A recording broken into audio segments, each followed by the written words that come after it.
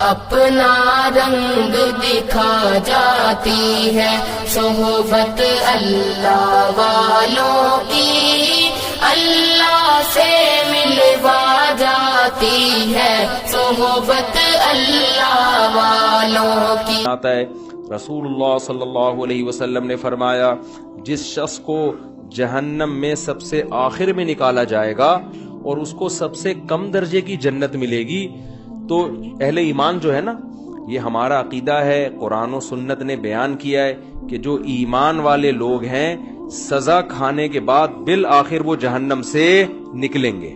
ایمان بہت بڑی نعمت ہے، خوب سمجھ لو۔ انسان عمل میں کتنا ہی خراب کیوں نہ ہو، لیکن جب تک وہ مومن ہے، ایک اللہ کا قائل، پیغمبر صلی اللہ علیہ وسلم کی ختم نبوت کا قائل، اسلام کو برحق سمجھتا ہے اور کلمے کو مانتا ہے، تو کیسا ہی برا عمل کرے سزا کھانے کے بعد بالآخر جہنم سے نکلے گا۔ اس پہ اللہ رسول نے بہت واضح طور پہ بتا دیا ہے کیوں نکلے گا۔ یہ بھی حدیث میں آتا ہے، حدیث میں آتا ہے کہ جب گناہگار مسلمان جنہوں نے زنا کیا، نمازیں چھوڑی، شرابیں پی، جب جہنم میں جلیں گے نا طویل عرصے تک، تو کافر ان سے کہے گا کہ تمہارے ایمان نے، تمہارے مسلمان ہونے نے تمہیں کوئی فائدہ نہیں پہنچایا، تم تو ہماری طرح ہی ہو، ہم بھی جل رہے ہیں، تم بھی جل رہے ہو، تو ہم تو غیر مسلم تھے، تم مسلم ہو، تو تمہارے مسلم ہونے کا شناختی کارڈ میں بس تم نے مسلمان لکھوا لیا تھا، تو فائدہ کیا ہوا؟ تم بھی وہی، ہم بھی وہی، تو تم خدا کو مانتے تھے، اس سے تمہیں ملا کیا؟ نبی صلی اللہ علیہ وسلم نے فرمایا، جب کافر مسلمان کو یہ طعنہ دے گا، اللہ کو غیرت آئے گی، غضب آئے گا، اور اللہ کہے گا یہ کیسے ہو سکتا ہے کہ جو مجھے مانتے تھے، جو میرے حبیب صلی اللہ علیہ وسلم پر اور پیغمبروں پر ایمان رکھتے تھے، جو موسیٰ کو اللہ کا نبی مانتے، عیسیٰ کو اللہ کا نبی مانتے، ابراہیم کو اللہ کا خلیل مانتے، آدم کو اللہ کا نبی مانتے، محمد صلی اللہ علیہ وسلم کو اللہ کا نبی مانتے، قرآن کو میرا کلام مانتے، جو مانتے تھے نماز پڑھنی چاہیے پڑھتے نہیں تھے، جو مانتے تھے شراب نہیں پینی چاہیے پی رہے تھے، لیکن مانتے تھے پینی نہیں چاہیے، اس کو اچھا نہیں قرار دیتے تھے۔ ایمان کسے کہتے ہیں؟ برائی کو برائی سمجھو آپ۔ جو مانتے تھے بھائی نشہ نہیں کرنا چاہیے، کرتے تھے، گناہگار سمجھتے تھے اپنے آپ کو، جو بد نظری کرتے تھے، لیکن وہ مانتے تھے کہ یہ اچھا کام نہیں ہے۔ کافر کسے کہتے ہیں پتہ ہے؟ برائی کرتا ہے اور کہتے ہیں اس میں حرج کیا ہے، اس کو کافر کہتے ہیں۔ شراب پیتا ہے، بولتا ہے بھائی میں پیتا ہوں، تیرے کو کیا تکلیف ہے؟ پیتا ہوں تو کیا ہے، اس میں کیا خرابی ہے؟ یہ تو مولویوں نے بولا ہوا ہے کہ نہیں پیو نہیں پیو، اسے کیا کہتے ہیں؟ یہ مسلمان ہے کافر ہے؟ بول لو نا یار، کیا ہو گیا یار؟ گناہ کو حلال سمجھ کے کرنا، گناہ کو برا سمجھ کے نہ کرنا، یہ عمل کیا کہلاتا ہے؟ کفر۔ ماں باپ کو اولڈ ہاؤس میں جمع کرا دیا، جیسے ہوتا ہے باہر ملکوں میں، بوڑھا ہو گیا، ابا چل بھائی تو ایدی سینٹر میں جا یار، ان سے بولو یار یہ غلط ہے نہیں کرو، تو کہہ رہے ہیں کیا ہے اس میں یار، وہاں زیادہ اچھی کیئر ہو رہی ہے اس کی، تو اس میں کیا ہے؟ باپ سے بدتمیزی سے بات کر رہا ہے، اسے بولو بھائی، آج کسی کو بولو، کہہ رہے کیا ہے میرا باپ ہے تجھے کیا تکلیف ہے؟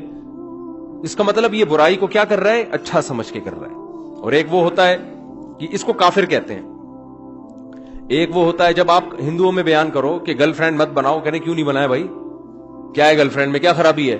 تو برائی کو وہ کیا سمجھ رہے ہیں؟ اس کو برائی نہیں سمجھتے۔ مسلمان نے گرل فرینڈ رکھی ہوئی ہے، اس کو بولیں گے بھائی یہ حرام ہے، تو اس کو تھوڑا سا ندامت کا احساس ہوگا، یار کام میں کیا کر رہا ہوں، غلط۔ نکاح پیغمبروں کی سنت ہے، گرل فرینڈ رکھنا یہ کافروں کی سنت ہے، زنا کرنا یہ گندا عمل ہے، یہ پاکیزہ عمل نہیں ہے۔ نبی صلی اللہ علیہ وسلم نے معراج کی رات میں کچھ لوگوں کو دیکھا، ننگے مرد اور ننگی عورتیں آگ میں جل رہے ہیں، اور شعلے اوپر جاتے ہیں تو وہ ننگے جسموں کے ساتھ اوپر جاتے ہیں۔ آپ نے جبریل سے پوچھا یہ کون لوگ ہیں؟ تو جبریل نے کہا یہ آپ کی امت کے زنا کرنے والے مرد اور زنا کرنے والی عورتیں، دونوں کو برہنہ کر کے اللہ نے ایک ساتھ آگ میں پھینک دیا ہے۔ جس عورت کے ساتھ زنا کیا اس عورت کو بھی اسی آگ میں برہنہ کر کے، اور جس نے زنا کیا اس کو بھی اللہ اسی آگ میں ڈالے گا، زنا جس نے زنا کیا۔ سمجھ رہے ہو کہ نہیں سمجھ رہے؟ تو مسلمان گناہ کرتا ہے لیکن اس پہ اس کو ندامت کہ غلط کر رہا ہوں میں، تو اس گناہ کی سزا یہ اس کو ملے گی۔ لیکن اگر توبہ نہ کی، اس نے توبہ کر لی تو اللہ معاف کرنے والا ہے۔ توبہ کیے بغیر، سچی توبہ کیے بغیر اگر چلا گیا دنیا سے، تو قرآن نے جو اصول اور ضابطہ بیان کیا اس کو سزا ملے گی۔ اب یہ بھی اسی آگ میں جلے گا، کافر بھی جلے گا۔ تو حدیث میں آتا ہے کافر ایک دن اس کو طعنہ دے گا، اور کہے گا کہ تمہیں تمہارے ایمان نے کوئی فائدہ نہیں پہنچایا. تم اللہ کو مانتے تھے, ہم پتھروں کے بنے ہوئے بتوں کو مانتے تھے, تو کیا فائدہ ہوا؟ تم بھی ہماری طرح جل رہے ہو اور ہم بھی تمہاری طرح.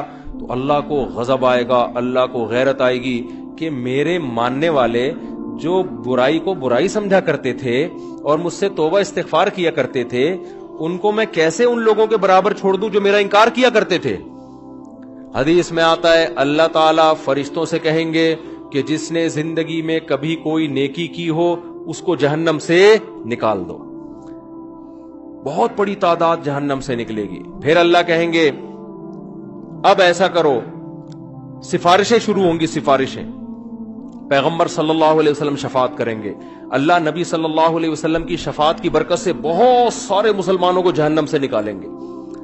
پھر رشتہ دار سفارش کریں گے. آپ کا کوئی بیٹا عالم ہو, حافظ ہو, شہید ہے, کوئی آپ کا دوست ہے, جیسے دنیا میں یاد کرتے ہیں نا, نادرا کی لائن میں لگے ہوئے, اندر کوئی تعلق والا نظر آ گیا, آنکھ ماری یار, وہ آ جاتا ہے, وہ بھی آنکھ مارتا ہے. ہمارے ایک دوست تھے اتنے چھوٹے سے نا, وہ پاسپورٹ کی لائن میں کھڑے ہوئے تھے. ہم نے ان سے پوچھا یار کوئی آپ کے ساتھ دلچسپ واقعہ ہوا ہو؟ ان کا قد بیچاروں کا بہت چھوٹا, پاسپورٹ کی لائن میں کھڑے ہوئے تھے. تو ہم نے کہا کوئی واقعہ کہہ رہے ہیں, میں پاسپورٹ کی لائن میں کھڑا ہوا ہوں, مجھے بلا ہی نہیں رہا ہوں. تو میں نے کہا یار اتنے لوگ مجھ سے پہلے چلے گئے, مجھے تو بلا, کہہ رہے بھائی تو کھڑا ہوگا تو تجھے بلاؤں گا نا, تو بیٹھا ہوا کیوں ہے؟ سمجھ آ رہی؟ پھر کہتے ہیں میں نے ایسے اچھل کے بتایا بھائی میں بیٹھا ہوا نہیں ہوں, میں کھڑا ہوں. تو عجیب عجیب واقعات ہوتے ہیں پاکستان میں. تو جیسے ہوتا ہے نا یار, اب دنیا میں تو یہ غلط سمجھا جاتا ہے, لیکن اللہ تو اللہ ہے, اللہ اس تعلقات کا فائدہ پہنچائے گا. شہید مغفرت, شہید سفارش کرے گا, علماء شفاعت کریں گے, آپ کی اولاد میں کوئی حافظ ہے وہ شفاعت کرے گا, تو اللہ ان کی شفاعت کی برکت سے اور بہت سارے مسلمانوں کو جہنم سے نکالیں گے. سمجھتے ہو گے نہیں سمجھتے؟ پھر اللہ تعالیٰ فرشتوں سے پوچھے گا اب بتاؤ کتنے لوگ ہیں؟ فرشتے کہیں گے اللہ ابھی بھی بہت سارے لوگ ہیں.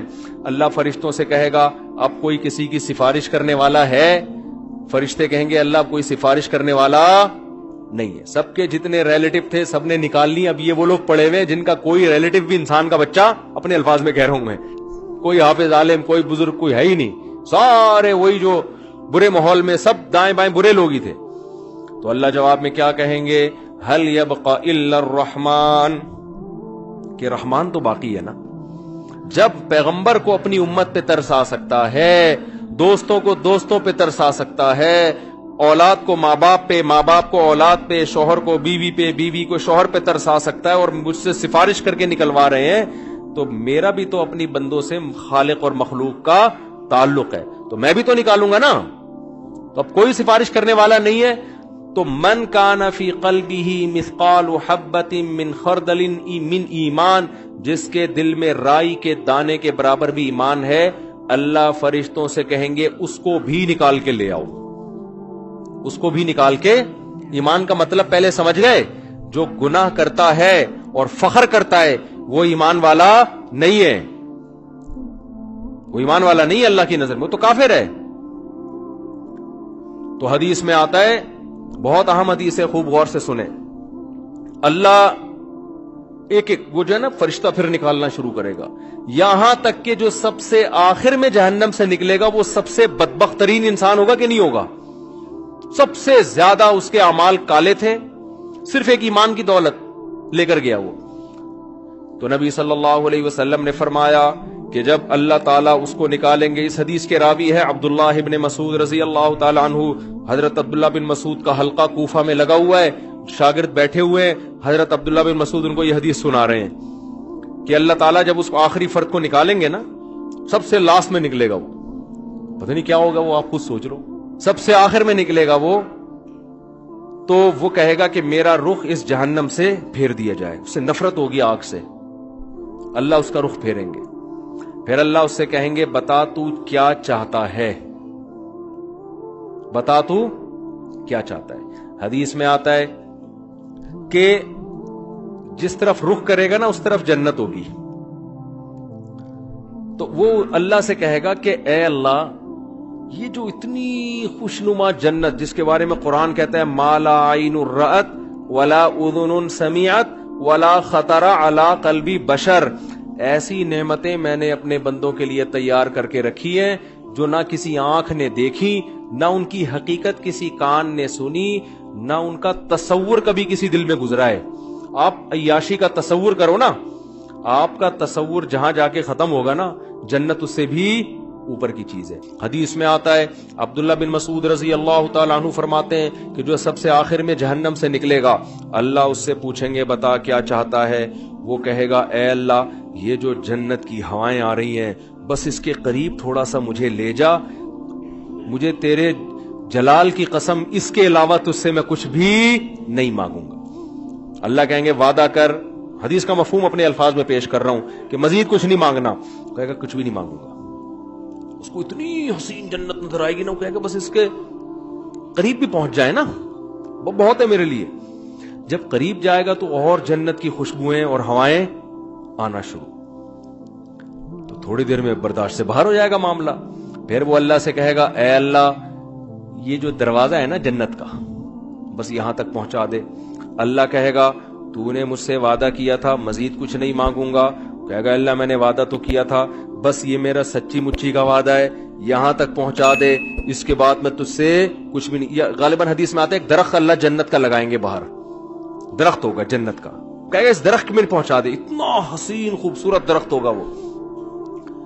حدیث میں آتا ہے اللہ یہ بات جانتے ہوں گے کہ یہ معذور ہے، حالانکہ اللہ سے معاہدہ کر کے توڑنا کتنا بڑا جرم ہے نا، لیکن اللہ کو پتا ہوگا میں نے اتنا حسین درخت جنت کے قریب لگایا ہے کہ یہ شخص کوئی بھی ہوتا نا، کتنا نیک سے نیک آدمی ہوتا جس نے زندگی میں کبھی معاہدہ نہیں توڑا، آج وہ بھی معاہدہ توڑ دیتا، اس میں اٹریکشن اتنی ہے۔ تو ایک درخت جب وہ وہاں پہنچے گا، اب جنت کے بالکل قریب ہو گیا، اب وہاں سے جنت کی ہوائیں آ رہی ہیں، مشک و عنبر کی ہوائیں آ رہی ہیں۔ وہ کہے گا تھوڑی دیر تو برداشت کرے گا، اس کے بعد کہے گا اے اللہ بس تو مجھے اس کے دروازے تک پہنچا دے، میرا پکا اور سچا وعدہ، اس کے بعد میں تجھ سے کچھ بھی نہیں مانگوں۔ اللہ کہیں گے تو نے تو وعدہ کیا تھا مجھ سے، وہ کہے گا مجھے اچھی طرح یاد ہے، میں نے وعدہ کیا تھا، وعدہ خلافی کرنا بہت بڑا گناہ ہے، اور اللہ سے وعدہ کر کے جھوٹ بولنا تو بہت بڑا گناہ ہے، بس ایک دفعہ ہے بھائی اس کے بعد کبھی نہیں مانگوں گا۔ حدیث میں آتا ہے اللہ جانتے ہوں گے کہ یہ معذور ہے، کوئی بھی اس کی جگہ ہوتا تو جنت میں اٹریکشن اتنی ہے، دروازے پہ پہنچ جائے گا، اب تو اور قریب ہو گیا نا، تو وہ کہے گا اے اللہ اندر داخل کر دے، پکا وعدہ، اس کے بعد میں تجھ سے کچھ بھی بولو نہیں مانگوں گا۔ اللہ کہے گا تو نے وعدہ کیا تھا، کہے گا وعدہ کیا تھا، اب میں بالکل سچی مچی کا وعدہ کر رہا ہوں، بالکل پکا ڈھکا وعدہ کر رہا ہوں، اس کے بعد کچھ نہیں مانگوں گا۔ حدیث کا آخر میں الفاظ یہ ہیں کہ جب اللہ اس کو جنت میں داخل کر دے گا نا، تو وہ جب اندر جا کے دیکھے گا، او بھئی ایسے دودھ کی نہریں، شراب کی نہریں، ہورے، کراچی کے لونڈے لپاڑوں کو تو ایک ہوری دکھا دو نا کافی ہے ان کے لیے، اور یہ تم گٹکے کھا رہے ہو نا، ہور تو دور کی بات، ان دنیا کی عورتوں کے قابل نہیں بچو گے تم، یہ بیڑا غرق کر دیتا ہے یہ گٹکا۔ ہمارے ایک دوست بہت سگریٹ پیتے تھے، شادی نہیں کرتے تھے، میں نے کہا یار اب شادی کیوں نہیں کرے گا نا، دھواں نکلے گا اور کچھ بھی نہیں بچا میرے اندر، وہ بالکل نا ہڈیوں کا ڈھانچہ بن گئے، کہہ رہے اب دھواں ہی رہ گیا ہے، تو یہ گٹکے ہی نہ ہو، تھوڑا صحت بناؤ یار، سمجھ رہے ہو، کچھ صحت بناؤ۔ تو اس گٹکے کے ساتھ ہور ملے گی بھی کیسے تمہیں ہور خود وہ انکار کر دے گی اللہ اس کے نیک عمل کی وجہ سے میں اس کو مل رہی ہوں، میں نے کون سا گناہ کیا تھا تو مجھے اس کے حوالے کر رہا ہے، کیا خیال ہے؟ تو پہلے گٹکے والوں کو تیزاب سے کلیاں کروائی جائیں گی، اور تیزاب جنت میں نہیں ہوگا، تیزاب کے لیے جہنم میں نہ جانا پڑے کہیں خدا نخواستہ۔ تو چھوڑ دو یہ منہ کے کینسر سے کتنے لوگ میں نے مرتے ہوئے اپنی آنکھوں سے دیکھے ہیں جوانی میں۔ تو خیر، تو حدیث میں آتا ہے جب وہ جنت کے اندر جائے گا نا، اتنی حسین جنت، اتنی خوبصورت جنت کہ وہ اللہ سے کہے گا کہ اے اللہ تو اللہ ہو کے میرے ساتھ مذاق کر رہا ہے، یعنی اس کو تصور ہی نہیں ہوگا نا کہ اللہ مجھے اتنی خوبصورت جنت میں داخل کر سکتا ہے، یہ تو ممکن ہی نہیں ہے کہ یار اتنے میں کہاں اور یہ اتنی خوبصورت جنت عیش و عشرت والی کہاں۔ عبداللہ بن مسعود رضی اللہ تعالی عنہ، انہوں نے جب یہ حدیث سنائی تو یہ حدیث سنا کے مسکرانے لگے. صحابہ کیسے نبی سے محبت کرتے تھے یار. یعنی نبی صلی اللہ علیہ وسلم نے حدیثیں سناتے وقت جو انداز تھا نا، صحابہ کوشش کرتے تھے پیغمبر کا قول سناتے ہوئے ہمارا انداز بھی وہی ہو جائے. عبداللہ بن مسعود یہ حدیث سنا کر مسکرائے اور اپنے شاگردوں سے پوچھا، پوچھتے نہیں ہو کہ میں مسکرا کیوں رہا ہوں؟ شاگردوں نے کہا بتائیے آپ کیوں مسکرا رہے ہیں؟ انہوں نے کہا کہ نبی صلی اللہ علیہ وسلم نے جب یہ بات ہمیں سنائی نا کہ وہ شخص اللہ سے کہے گا اے اللہ تو اللہ ہو کے مجھ سے مذاق کر رہا ہے بھائی. تو جب یہ بات نبی نے سنائی تھی تو نبی بھی مسکرائے تھے، اور مسکرانے کے بعد نبی نے ہم سے پوچھا تھا کہ پوچھتے نہیں ہو میں مسکراتا کیوں؟ ہم نے پوچھا تھا کہ یا رسول اللہ آپ بتائیے کہ آپ کیوں مسکرا رہے ہیں؟ تو نبی صلی اللہ علیہ وسلم نے فرمایا کہ جب بندہ اللہ سے یہ کہے گا نا اللہ تو اللہ ہو کے میرے سے مذاق کر رہا ہے، تو اللہ بھی بندے کی یہ بات سن کے مسکرائے گا. سمجھ رہے ہو؟ اللہ اس پہ گستاخی کا فتویٰ نہیں لگائے گا. گستاخ اللہ کو پتا ہے اس کی اندر کی حالت کیا ہے، اندر کی حالت کیا ہے. پھر اللہ اس سے کہیں گے یہ ایک ہے، اس جیسی 10 گنا بڑی جنت میں نے تجھے دی ہے. تو بھائی وہ اللہ ہے، وہ انسان نہیں ہے. اس کے خزانے بھی بہت اور اس کے دونوں ہاتھ بھی کھلے ہوئے ہیں. تو اللہ کہتا ہے قل اُنَبِّئُكُم بِخَيْرٍ مِّن ذَلِكُم، جن دنیا کی نعمتوں کے پیچھے تم بھاگ رہے ہو نا، اس سے بڑی نعمتیں ہم تمہیں بتاتے ہیں. وہ کیا ہے؟ وہ جنت میں